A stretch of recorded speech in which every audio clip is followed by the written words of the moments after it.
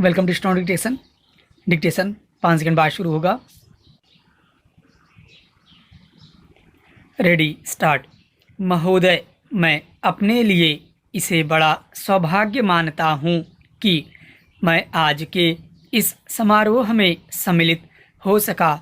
कुछ दिन पहले जब लोकनायक बापूजी अड़े ने मेरे पास लिखा कि मैं यवतमाल आकर लोकमान्य तिलक की मूर्ति का अनावरण करूं, तो मैंने अपने लिए इसे बड़ा सम्मान माना। उसके साथ साथ बापूजी ने यह सूचना भी दी कि यदि मैं यहाँ आऊँगा तो मुझे यह भी सौभाग्य मिलेगा कि एक बार फिर उनके दर्शन कर सकूँगा। इन सब कारणों से मेरे हृदय में एक क्षण के लिए भी ऐसा विचार नहीं आया कि इस निमंत्रण को स्वीकार करने अथवा न करने के विषय में सोचूं। मैंने उसे एक आदेश मानकर सिरोधार्य कर लिया। थोड़े समय की अनिश्चितता अवश्य रही, क्योंकि मैंने लिखा था कि इधर जब आ सकूँगा तो यहाँ आऊँगा। मुझे प्रसन्नता है कि वह दिन आ गया और मैं यहाँ आकर इस शुभ कार्य में भाग ले सका। लोकमान्य तिलक की मूर्ति का अनावरण करना मेरे लिए बड़े सौभाग्य की बात है। लोकमान्य ने केवल इस देश को जगाया ही नहीं, बल्कि उन्होंने कांग्रेस रूपी जिस भवन की नींव डाली, वह आज स्वतंत्रता के रूप में हम सबको मिला है। अपनी बुद्धि, अपना शरीर और धन, जो कुछ मनुष्य के पास हो सकता है, सब कुछ देकर उन्होंने देश को जागृत किया और हमें स्वराज्य के लिए तैयार किया।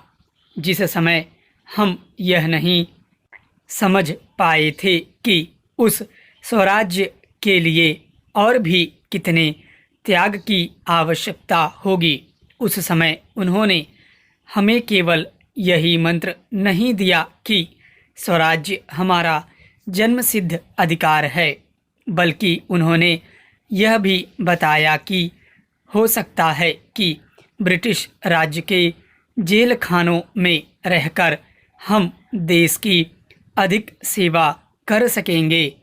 यही कहकर उन्होंने कड़े कारावास का दंड हंसते हंसते हर्ष के साथ झेला और सारे देश के सामने एक उदाहरण रखा, जिसका इस देश के लोगों ने हजारों और लाखों की संख्या में अनुकरण किया और अनुकरण करते करते अंत में हमने स्वराज्य भी पा लिया।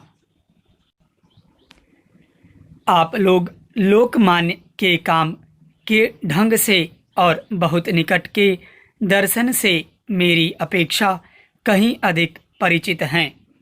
मुझे तो उनके संपर्क में आने का थोड़ा सा ही सौभाग्य प्राप्त हुआ था। आप में से बहुतेरे ऐसे होंगे जिनको उनके पीछे पीछे चलकर काम करने का सौभाग्य प्राप्त हुआ होगा। मुझे इस बात की और भी प्रसन्नता है और ईश्वर को धन्यवाद है कि ऐसे लोगों में एक प्रमुख व्यक्ति लोकनायक बापूजी अड़े आज भी ईश्वर की कृपा से एक भयंकर रोग से मुक्त होकर इस सभा में उपस्थित हो सके हैं।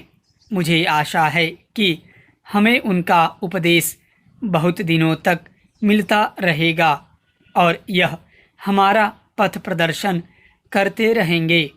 इसलिए अब जबकि हमें स्वराज्य भोगने का अवसर मिला है, जिसके लिए हम संग्राम कर रहे थे, हमें उसे सार्थक बनाना है। महोदय, अभी 54 वर्ष ही पूरे हुए हैं जब हमारे हाथों में अधिकार आया। और उस समय से आज तक अनेक प्रकार की विपत्तियां आती रहीं और देश भांति भांति की कठिनाइयों का सामना करता रहा है। ईश्वर की दया और हमारे बड़े लोगों की तपस्या के फलस्वरूप हम उन सब कठिनाइयों को किसी न किसी प्रकार झेलते और पार करते आए हैं। अब समय आ गया है जब हमें सब बातों पर रचनात्मक रूप से विचार करके काम करना है, जिससे हमारे देश की दरिद्रता दूर हो, शिक्षा का अभाव दूर हो तथा सभी लोग भर पेट खाकर, कपड़ा पहनकर, चैन की नींद सोकर सुख का जीवन बिता सकें। अभी हमारे सामने बहुत से दोष हैं जिनको दूर करना है। उसके लिए सच्चे सेवकों की आवश्यकता है जो देश के काम में उसी लगन, उसी प्रकार के त्याग और उसी प्रकार की दूरदर्शिता से लग जाएं, जिसका उदाहरण लोकमान्य ने अपने जीवन से हमें दिया है। मुझे तो कभी कभी यह विचार आता है कि हम लोगों को इस समय जो काम करना है वह अंग्रेजों के समय से अधिक कठिन है।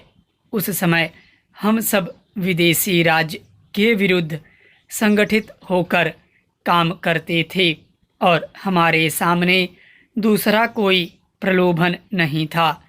जब महात्मा गांधी ने हमें सत्याग्रह के लिए आमंत्रित किया तो किसी के सामने और कोई प्रलोभन नहीं था। उन्होंने यहाँ तक स्पष्ट कर दिया था कि यदि कोई व्यक्ति जेल खाने जाए तो वह इस बात की आशा न रखे कि उसके परिवार के भरण पोषण का भार किसी दूसरे पर रहेगा। उन्होंने यह भी स्पष्ट कर दिया था कि मुकदमा चलने पर कोई यह आशा न रखे कि दूसरा कोई पैसे दे कर या अन्य प्रकार से सहायता करेगा। उस समय यदि कोई प्रलोभन था तो जेल जाने का प्रलोभन था, लाठी खाने का प्रलोभन था। इसलिए उस समय मंजे हुए लोग ही आते थे।